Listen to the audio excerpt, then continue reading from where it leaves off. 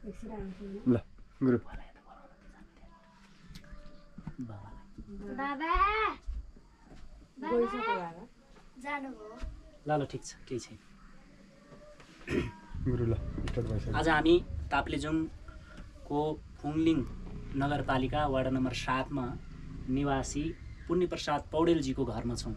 उहाँको आमा हजुर हुनुहुन्छ यहाँ, अनि उहाँको छोरा छोरी हुनुहुन्छ। छोराको नाम के हो? युगल पौडेल। युगल पौडेलजी। अनि हाम्रो नानीको नाम गरिमा पौडेल। गरिमा पौडेलजी। हामी आज यहीँ बस्दैछौँ।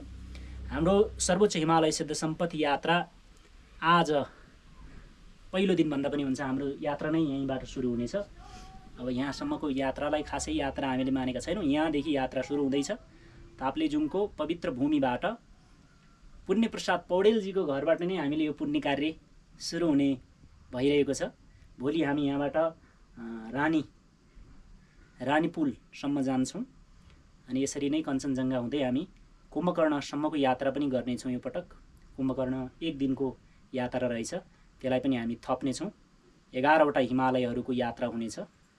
तसर्थ आजको यो यात्रा, आजको बसाइ पुण्यप्रसादजीको पवित्र घरमा उहाँको आमाको सानिध्यतामा इन्द्र छोराको चाहिँ नाम ए इन्द्र पौडेल छोराको बुवाको चाहिँ पुण्य पौडेल।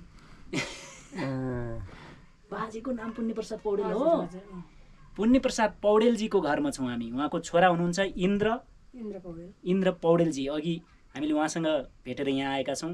उहाँको आमा हजुर हुनुहुन्छ। हजुरको नाम के आमा? हिमा पौडेल। हिमा पौडेलजी हुनुहुन्छ आमा है।